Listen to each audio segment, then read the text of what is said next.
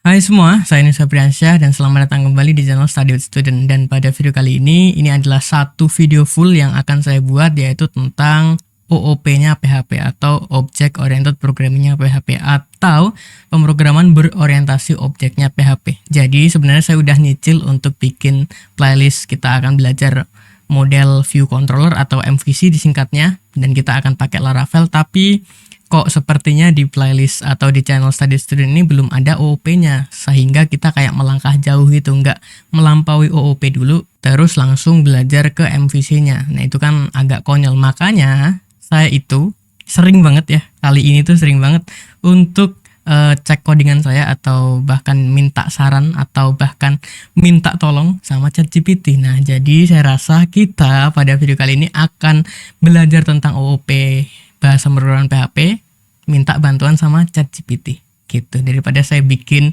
materinya gitu ya. Ya sedikit males. Nah, sehingga pada video kali ini kita akan memanfaatkan teknologi terbaru AI, yaitu ChatGPT, untuk kita belajar Object Oriented Programming PHP gitu. Jadi kita langsung aja ya. Dan yang akan kita bahas pada video kali ini teman-teman semuanya itu ada beberapa. Oke, ya standar OOP lah ya. Ada class dan objek, kemudian property, method dan constructor, kemudian enkapsulasi itu mengenai access modifier, setter, getter gitu ya.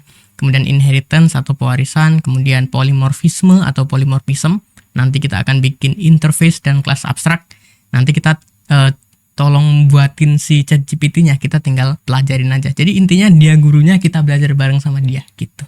Oke, kalau orang lain itu nyari tahu dari ChatGPT atau minta tolong ChatGPT, nah kita suruh ajarin dia, ngajarin kita gitu. Agak konyol emang. Terus ada istilah yang di PHP itu namanya namespace. Kemudian ada exception handling atau penanganan error gitu ya. Dan untuk prasyaratnya teman-teman semuanya, harusnya teman-teman udah belajar tentang dasar-dasar pemrograman. Semua playlistnya ini udah ada di channel Study Student, tenang aja. Kemudian pemrograman dasar kita udah selesaiin juga di playlist sebelumnya. Oke, kita udah selesaiin ini.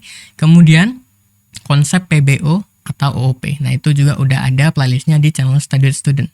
Itu konsep PBO sama OOP membahas tentang konsep aja, teori aja. Sedangkan di sini, oke, kita akan implementasi ke bahasa pemrograman PHP. Sesimpel itu. Oke ya, jadi kalau ini udah beres, sebelum kita masuk ke MVC, kita akan langsung aja belajar dari suhu kita, ChatGPT. Kita akan buka URL-nya chat.openai.com. Jadi saya ini udah buka kebetulan. Oke, kemudian kita akan tanya aja di sini. Saya akan zoom dulu ya.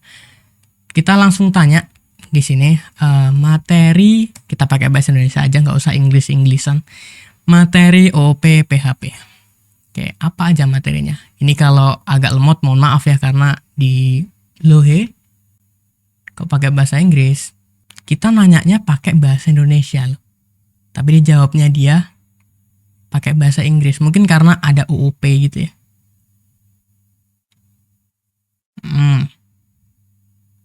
Oke. Jadi ada tadi sampai sini, sampai polymorphism atau polymorphism. Oke.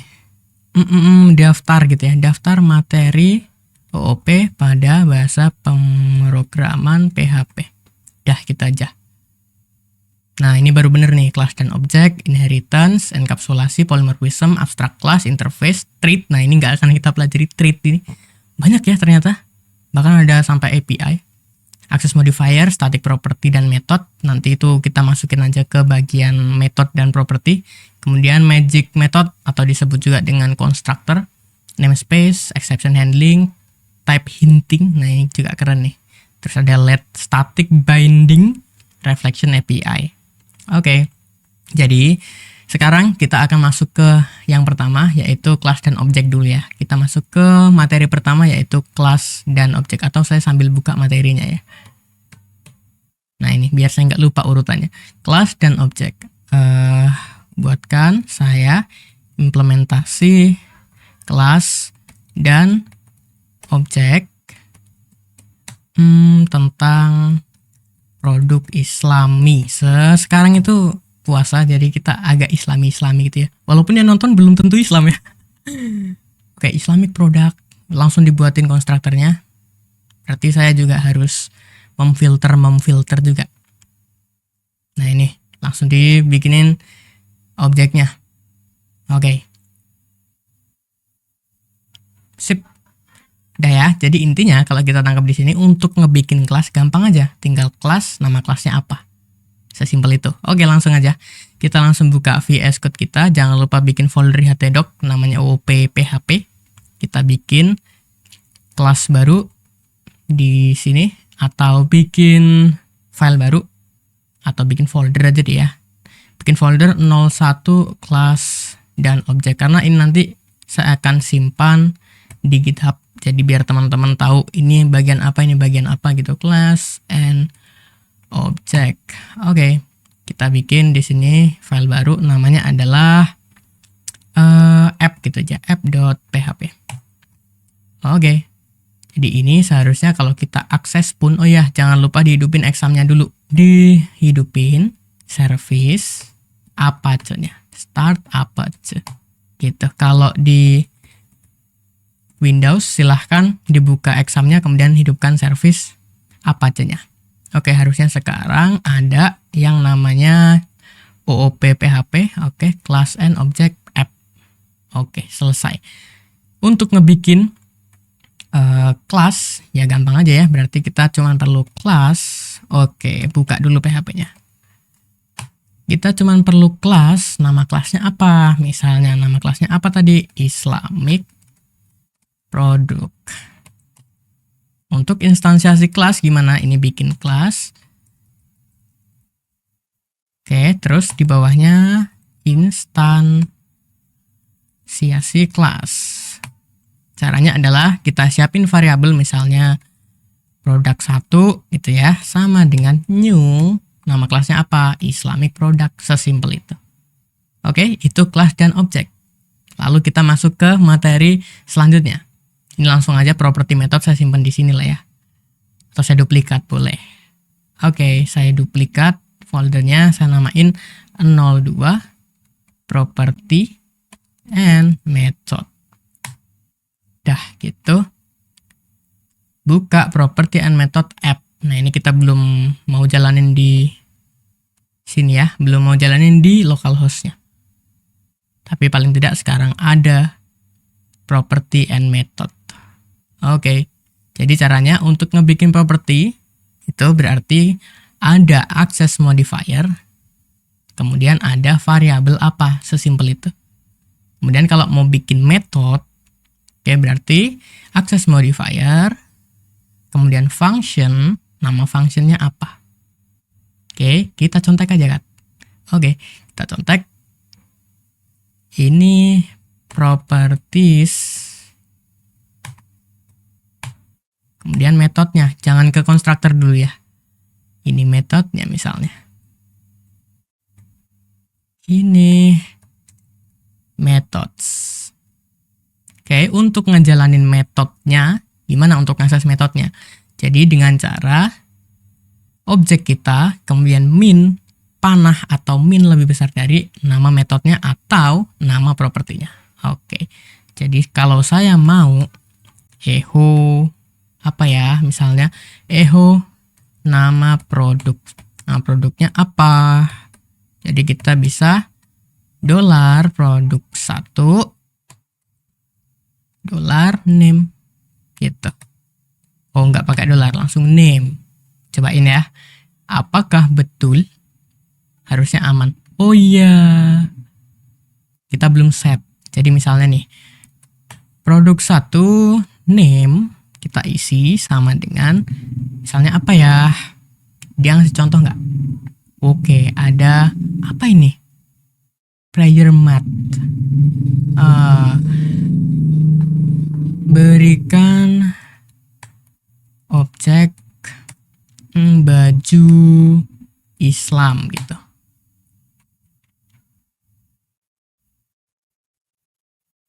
Masih dibuatin tuh kelasnya.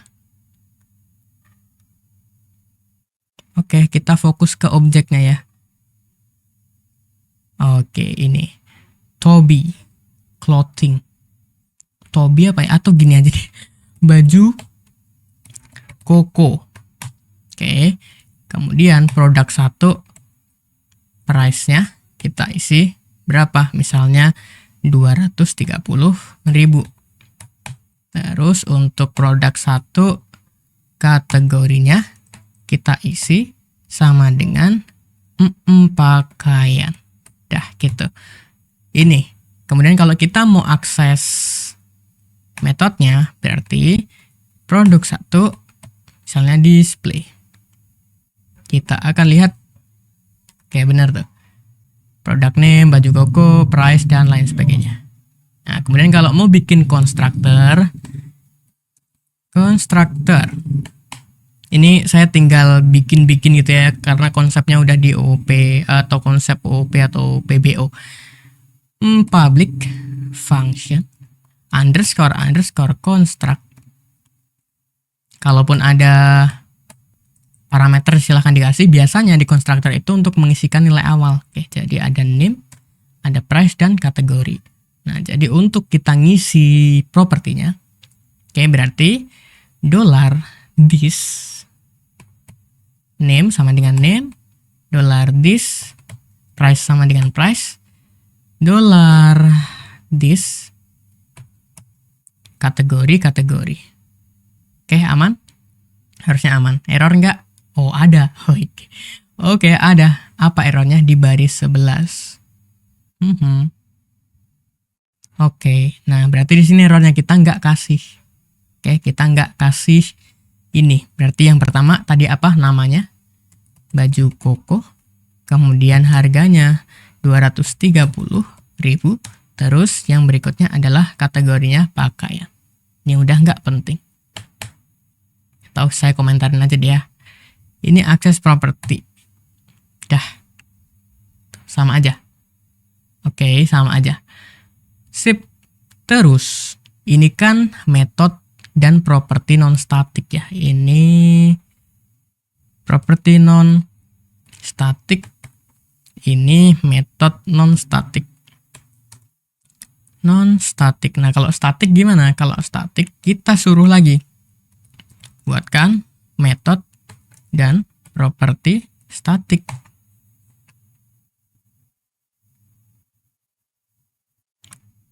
Oke, dibikinin tuh. Jadi sama aja, tinggal kita tambahin keyword static setelah access modifier gitu. Jadi ini property static. Access modifiernya sementara kita pakai public aja. Terus ini static. Terus nama propertinya apa tadi? Count sama dengan 0. Terus untuk metodenya gimana? Oke, ada get count. Ini metode non static, kita bikin di sini metode static. Oke, jadi tadi di konstruktornya kita suruh nambahin gini. Jadi kalau instansiasi objek berarti produknya nambah 1. Jadi untuk cara manggil properti kalau non static itu pakai $this. Oke. Dan panah kanan atau min lebih besar dari. Tapi kalau mau manggil properti static itu pakai self .2.2 gitu. Sip ya. Kemudian ini pakai $. Nggak langsung kayak gini namanya gitu, pakai $. Sip ya, aman. Jadi sekarang untuk ngemanggilnya gimana? Nah, ini berarti manggil properti non static. Kalau ini manggil metode non static. Sekarang kalau saya mau manggil properti static, caranya gimana? Oke, jadi kita nggak perlu instansiasi objek ya. Jadi saya mau gini aja. Echo banyak produk berapa gitu. Jadi nama kelasnya apa? Nama kelasnya adalah Islamic produk. Kok global Islamic produk emang ya? Oh iya, global Islamic. Oke, kita belum perlu ini. Oke, namanya adalah, jadi tadi ada alias ya. Jadi Islamic produk dialiaskan atau diistilahkan atau diganti nama gitu. Ya, istilahnya gini, saya Yunus Febriansyah biasanya dipanggil Yunus gitu aliasnya. Berarti ini Islamic product titik 2.2 apa misalnya kau. Apakah betul? Betul, banyak produk satu. Atau ini saya kasih HR dia. Oke. Tuh banyak produk satu. Terus kalau manggil metode statik gimana? Berarti gampang aja, tinggal nama kelasnya apa? Nama kelasnya adalah Islamic.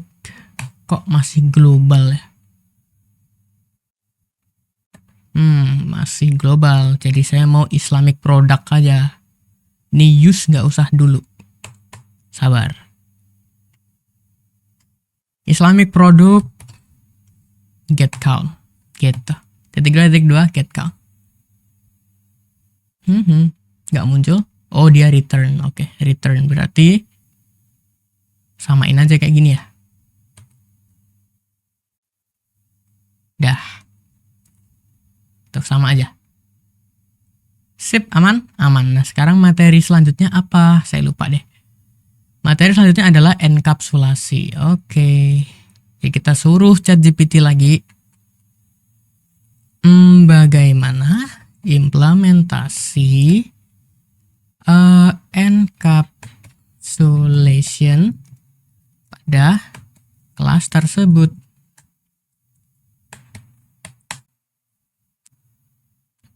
Contoh implementasi encapsulation. Oke, jadi enkapsulasi kan kita mencakup access modifier, getter sama setter gitu ya.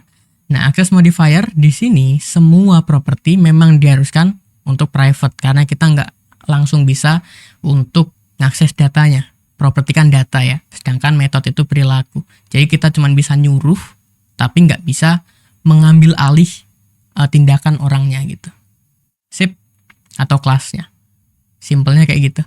Oke, jadi seperti biasa saya akan duplikat dulu foldernya.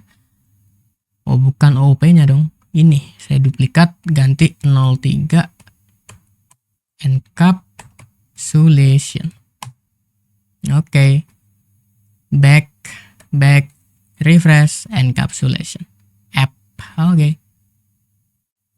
Ke app. Jadi sebaiknya ini untuk properti apapun ganti private. Jadi access modifier ada 3, private, protected, sama public. Teman-teman harusnya udah ada di konsepnya. Jadi nggak usah diulangi lagi. Kita tinggal implementasi aja. Gimana OOP di PHP? Oke, jadi semua properti itu access modifiernya private, semua method access modifiernya public. Gitu. Sip, itu untuk access modifier.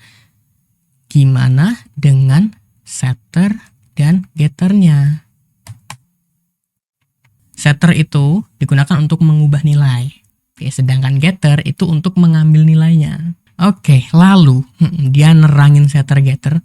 Berarti sekarang dia nggak kasih tahu di kelasnya ya. Buatkan setter dan getter pada kelasnya. Jadi ini di ChatGPT itu dia bisa ngerekam percakapan kita sehingga dia juga tahu konteksnya kemana gitu. Nah, ada get name, ada set name, get price, ada set price, sama satu lagi kita tadi ada kategori. Oke, ini kita bisa kopas aja ya. Tuh caranya kayak gini, setter getter, setter dan getter. Oke, satu lagi berarti kita butuh untuk get kategori ya. Ini. Oh, sorry. Ctrl D, bukan Ctrl F. Ini kelebihan kategori. Nah, ini get kategori, ini set kategori. Jadi kalau kita udah bikin objek, oke, saya mau echo HR misalnya. Kok lock Sini misalnya saya mau dolar produk 1 set name-nya. Namanya kita set jadi apa ya? Misalnya jadi sajadah. Terus dolar produk 1 kita akan set kategorinya jadi alat sholat gitu misalnya. Ini setter. Terus getternya saya mau echo nama baru setelah di set. Jadi apa? Dolar produk 1 get name. Gitu. Islamic product dollar count in baris ke 73. Nah ini kenapa nih? Oke, karena dia udah private ya, jadi kita nggak bisa. Kita akan komentarin saja. Nah itu udah nggak bisa, berarti yang bisa cuman get count pakai method, bukan pakai property. Nama baru setelah di set sajadah. Udah beres, setter getter pakai method. Jadi sebaiknya property itu private access modifier, terus untuk yang metodenya semua public. Terus nih ada apa lagi? Access modifier setter getter aman. Sekarang inheritance. Oke. Jadi sekarang kita duplikat lagi. 04 inheritance. Inheritance app. Kita coba back refresh inheritance app. Oke. Berikan implementasi atau bagaimana gitu ya. Inheritance pada kelas tersebut. Oke. Jadi daripada kita susah-susah mikirin kelas gitu-gitu ya.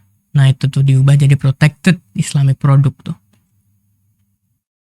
Jadi Islamic product tuh kayak seakan-akan jadi orang tuanya. Terus nanti dia bikin satu kelas baru namanya Islamic clothing. Nah gitu. Jadi produk kan banyak ya produk tuh. Sedangkan clothing itu hanya khusus pakaian aja. Oke, jadi di sini tambahin tuh size. Oke, betul banget. Kita contek aja kali ya. Udah paham ya kelas dan objek property method. Oke, kopas. Ganti. Ada error enggak loh? Enggak ada error loh. Itu. Jadi diubah jadi protected semua propertinya. Kenapa? Karena ini akan diturunkan atau boleh diakses oleh kelas keturunannya. Oke, terus satu lagi dia bikin kelas baru namanya Islamic clothing. Dah copy. Sama satu lagi di sini. Oke, jadi kita punya dua kelas. Ini kelas Islamic clothing keturunan dari kelas Islamic product. Oke. Terus dia kasih contoh gimana untuk objeknya. Oke, ada clothing 1. Bikin kelas instansiasi objek. Ini kenapa cuma 3 ya? Oh, karena di sini cuma 2. Ada name price doang, kategorinya nggak ada. Karena ya ini Islamic clothing terus pakaian, jadi kategorinya ya pasti pakaian gitu ya. Oke, name price size. Nah, untuk ngakses constructor atau bahkan method parent, jadi dibutuhkan parent keywordnya .2.2. Betul. Nanti kalau kita mau akses, misalnya di sini, anggaplah kita, ini cuma contoh ya. Misalnya kita mau ngakses get name misalnya. Jadi dengan cara parent get name gitu. Oke, pakai keyword parent .2.2. Sesimpel itu. Oke, terus ngapain?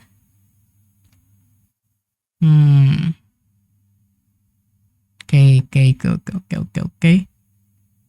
Gini, tambahin method show info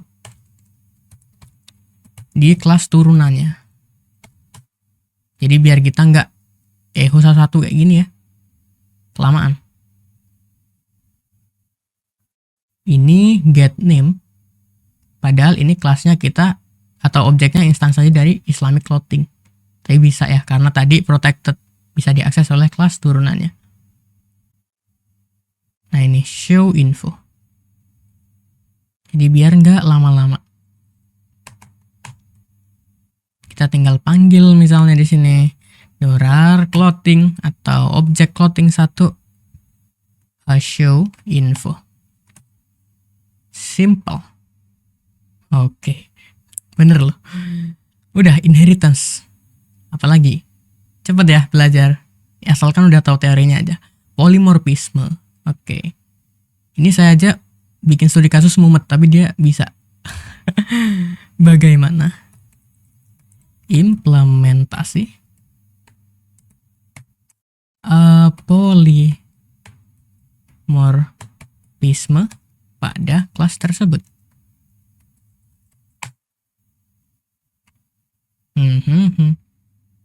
Bikin studi kasus aja mumet saya. Tapi dia bikinin. Islamic product. Oke, ini yang tadi.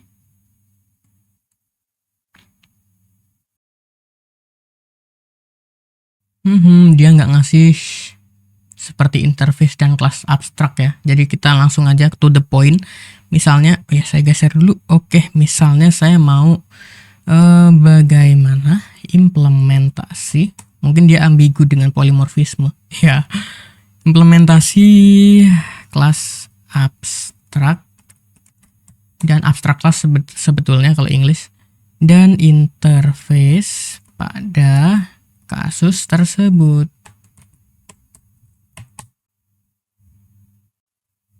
Ini lumayan loh sinyal. Jarang-jarang kayak gini. Oke, jadi ada atas lagi, ada produk. Wow. Jadi kita kan tadi untuk orang tuanya kan Islamic product ya. Nah ini. Terus anaknya itu Islamic clothing. Ada lagi di atasnya dia bikin. Apa? Produk. Widih, interface.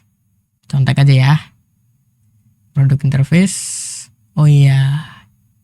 Duplikat aja dulu. Ini 05 polymorphism. App. Jadi kita mau back refresh polymorphism. Kemudian app. Oke. Dia bikin di sini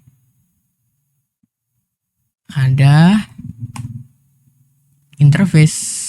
Copy aja. Oke, terus dia bikin apa? Dia bikin Islamic product implement. Oke, jadi gini aja teman-teman semuanya. Ini kan masih satu topik ya, tapi dia bikin yang baru. Terus dia bikin sebuah abstrak class yang mengimplementasi dari product interface. Oke, Islamic product namanya. Oke. Sampai sini.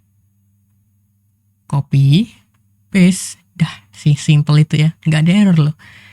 Islamic product class, abstract class, implement. Nah, ini untuk mengimplementasi dari interface-nya mana? Produk interface ini. Kita udah belajar juga bahwasannya di interface itu cuman ada metode yang tidak ada isinya atau tidak ada perilakunya. Nah, nanti ini akan di overriding atau dikasih perilaku pada misalnya di sini ada set name. Jadi di sini ada set name. Itu harus ada gitu, harus di override. Kalau kayak gini, cobain. Apakah ini betul? Oke, masih betul. Ini harus di override set name, harus ada isinya, kemudian set price, dan lain sebagainya. Oke, ini nggak ada error. Kenapa? Karena kita belum bikin objek. Nah, kita niruin aja dulu. Ini abstract public function show info. Nah, gitu. Jadi kalau mau bikin metode abstrak pun harus ada keyword abstract. Nah, kalau metode abstrak itu nggak akan ada perilakunya juga. Dan nanti perilakunya akan di override di kelas yang akan dijadikan objek. Atau yang akan diinstansiasi dalam bentuk objek. Konsepnya udah ya. Gitu. Terus ini Islamic clothing. Ini kita udah bahas. Di protected karena nanti ini akan diturunkan Oke, ini sebenarnya betul ya, protected ya. Oke. Ini betul. Oh, akan ada lagi nanti. Berarti kalau ini protected ya. Oke, ada lagi tuh Islamic book yang extend Islamic product. Oke. Nah, ini nih. Tadi ini kan extend ke Islamic product, sedangkan Islamic product adalah kelas abstrak. Nah, kelas abstrak punya metode abstrak. Minimal satu ya, minimal satu metode abstrak. Gitu. Boleh lebih dari satu boleh. Nah, tapi resikonya nanti kelas turunannya akan mengoverride atau ngasih tindakan pada metode abstrak tersebut. Jadi minimal ada satu metode abstrak di dalam kelas abstrak. Sip, ini ada Islamic clothing. Terus ada satu lagi, apa tadi? Dia ada Islamic book atau buku Islami. Copy, paste. Nah, ini juga nih, show info. Karena apa? Dia extend dari Islamic product, kelas abstrak Islamic product. Gitu. Oke, jadi di sini tambahin ada penulisnya siapa. Kalau di Islamic clothing ada size, betul. Dia masih ngeset satu-satu. Jadi gimana kalau kita mau minta tolong dia tambahin method constructor. Masa nggak ada konstruktornya? Baik, saya akan menambahkan metode constructor pada kelas Islamic product. Loh, kok di Islamic product?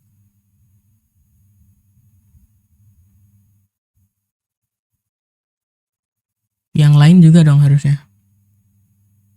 Oke, saya mau semuanya. Saya mau di semua kelas termasuk kelas abstrak. Oh, oke. Oh, sorry. Iya, saya tahu. Oke, terima kasih. Ternyata udah dibikinin, saya kurang sabar aja. Oke, sorry ya. Ini nih. Ini di Islamic product, terus tadi ini di Islamic clothing. Saya kurang sabar ya. Maunya instan kayak gini nih, kopas gitu. Terus ini di Islamic book. Oke. Jadi kalau dia lalai, kita ingetin. Sip. Jadi misalnya di atas sudah lengkap di sini kok ngurang gitu, kita ingetin. Nah, ini ada clothing 1 sama sama book 1. Instansiasi objek. Oke. Terus ini ada show info semua. Ada show info. Oke. Di method show info class bikin statementnya gitu aja. Saya nggak tahu statementnya itu maksudnya apa. Kalau orang sih ambigu ya, tapi dia bisa nggak? Oke, masih diulangi. Get size, oke. Show info, betul, itu maksud saya. Ya show info lah. Gitu. Tapi saya bingung tadi ngasih pertanyaan gimana gitu ya. Bikin statement show informasinya gitu. Tapi lucu ya, nya gitu aja deh. Ini di mana? Ini di Islamic clothing. Oke. Islamic clothing. Nah, di sini. Oke, salah. Sip. Terus harusnya di Islamic book ada juga, karena saya mau gitu. Oke. Sip, Islamic book. Nah, ini show infonya. Ganti. Udah ya, jadi kita itu dari pertama sampai sini juga tentang Islam gitu. Create object sama call. Dah. Apa ya? The Silk Nectar. Apa ini mas? Oh, nama buku, judul buku. Terus ini penulisnya. Emang iya ada? Ntar, dia fake nggak ya? Penulisnya siapa nih? Kita kepo. Penulisnya siapa? Penulisnya adalah Safiur Rahman Al-Mubarakpuri. Saifur Rahman Mubarakpuri. Tahu loh. Sorry ya meremehkan. By the way, saya udah pakai Bing sekarang. Katanya sih Bing lebih keren daripada Google ya. Oke, cobain refresh. Betul, aman. Oke. Udah sip lah ya. Oke, sekarang kita akan lanjutkan namespace. Nah, ini istilah baru di PHP, di konsep OOP itu nggak ada. Nggak saya kasih. Karena nggak semua bahasa pemrograman juga punya namespace. Jadi, kita akan belajar dulu. Namespace itu apa gitu. Namespace itu apa? Gimana implementasinya?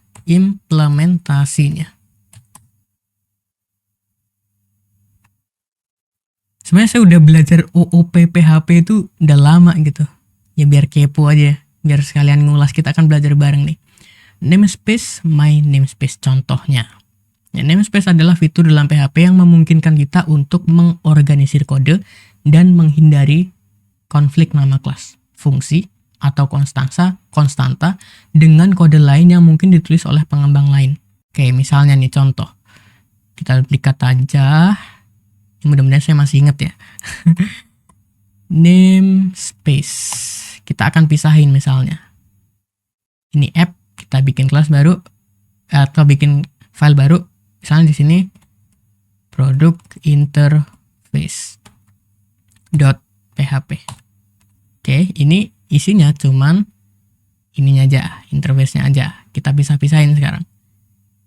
Oke, jangan lupa buka PHP. Oke, clear. Terus ada kelas abstrak Islamic product.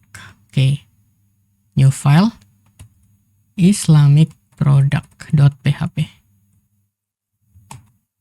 Ini biasanya nama file sama nama kelas itu harus sama. Ini sip Islamic product harus sama nama filenya. Karena kita nanti akan bikin namespace-nya. Terus apalagi Islamic clothing. Islamic clothing. Rename ya. Rename.php. Oke. Sip clothing. Terus ini ada Islamic book, kita pisah-pisah ya, biar terorganisir betul katanya. Namespace untuk fungsinya mengorganisir. Islamic book.php. Buka PHP, add. Nah, aman. Nah, betul.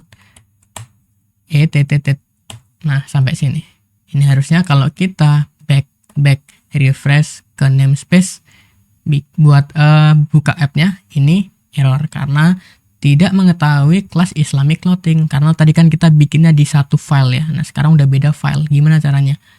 Gini, saya udah pisahin file interface ke product interface.php. Terus kelas abstrak jabarin aja, kelas abstrak ke Islamic product.php, Islamic book.php,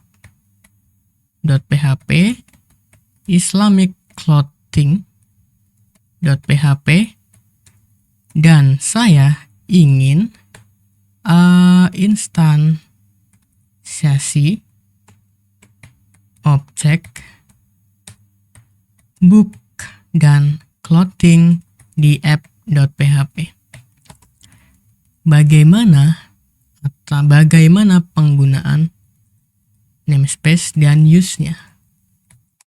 Oke, paham nggak dia? Jika Anda sudah memisahkan file interface dan kelas abstrak, file yang terpisah, Anda bisa menambahkan namespace sebagai berikut. Oke, tetap pakai require once ya. Oke, tetap aja tuh. Jadi tarik filenya, terus pakai namespace-nya gitu. Oke. Jadi misalnya my namespace ini artinya pengelompokan gitu. Misalnya di sini developernya Yunus. Bisa jadi nanti ada interface lain gitu ya, tapi ini pengelompokannya gitu. Pengelompokan ke my namespace. Nih, coba ya. Kita ke interface. Ini kita jabarin dulu.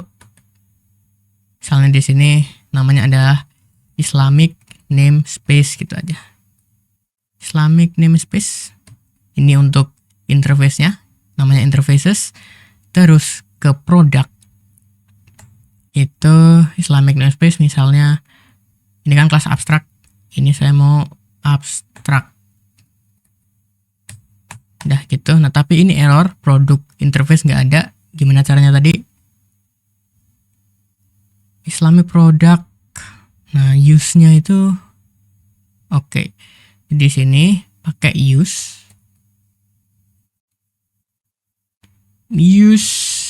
tadi namanya Islamic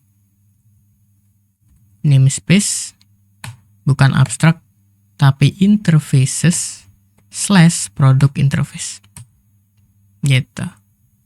Cobain error nggak di product, masih error katanya, karena harusnya kalau kita butuh require once ya. Oke, tapi ini aman. Nah, kayak kita jalan-jalan dulu aja. Yang menurut si ini bener. Oke, terus nih, ini di produk kelas abstrak udah. Terus di clothing. Islamic namespace, misalnya ini adalah classes. Oke.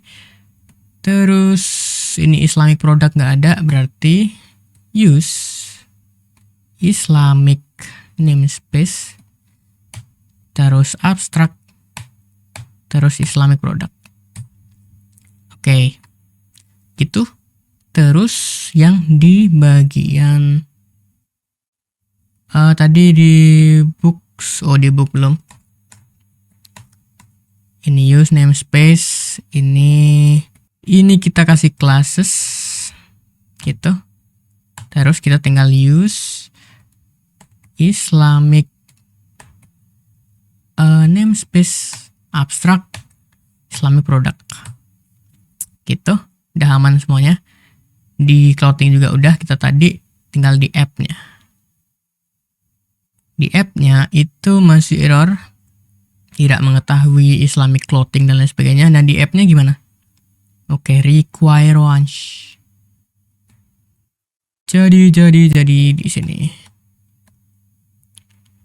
Path to product interface, ya udah gini aja berarti. Product interface, Islamic book, clothing dan lain sebagainya. Nah terus gimana? Oke, use namespace-nya. Oke. Use Islamic namespace classes / Islamic book sama satu lagi Islamic clothing. Oke, aman, cobain. Oke, require one Islamic clothing file to open stream, no such directory. Wow, ini kenapa Islamic clothing yang nggak ketarik ya? Ini tinggal itu tuh, apa yang salah di clothing? Oke, ini nggak ada .php-nya. .php. Oke, benar tuh.